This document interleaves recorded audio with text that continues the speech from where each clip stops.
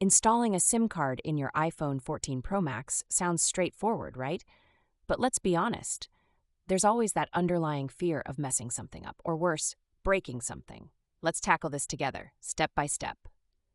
First off, grab your iPhone 14 Pro Max. Look at the right side of the device. You should spot a small, oval-shaped cutout with a tiny pinhole. That's the SIM tray, your target for this mission. Don't overthink it. Now, find your SIM ejector tool. Apple includes one in the box, but let's face it, most people don't know where it is. If you can't find it, a paperclip or a small pin works like magic.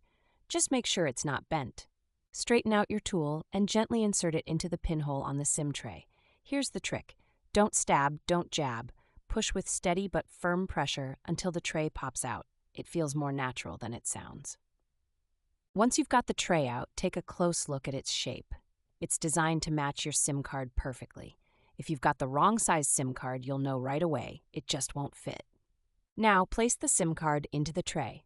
Look for the notched corner. This acts as your guide. If you're forcing it, something's wrong. Flip it or rotate the card until it sits snugly and securely. Here's a pro tip. Make sure the metal side of the SIM card is facing down. You'd be surprised how many people accidentally install theirs upside down. No shame, it happens more than you think.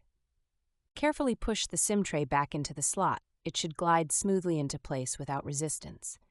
If you feel like you're forcing it, stop. Take a deep breath and try aligning it again. Once the tray is back in, turn on your iPhone. If it was already on, give it a moment. Go to Settings, Cellular to check if the phone recognizes the SIM card. It should say something like Connected or show your carrier. If not, double-check the SIM installation. Often, the SIM card just isn't seated properly. Sometimes, the issue could be with your carrier or the card itself. Call your provider if things still seem off. Now let's talk eSIM. Some iPhone 14 Pro Max models, like in the US, rely solely on eSIM. If you don't see a SIM tray, don't panic. You'll activate your eSIM directly through your carrier's app or a QR code. Always keep your old SIM card handy, but store it safely. You never know when you'll need it. Also, back up your contacts regularly. Life happens, and losing key numbers is just adding insult to injury.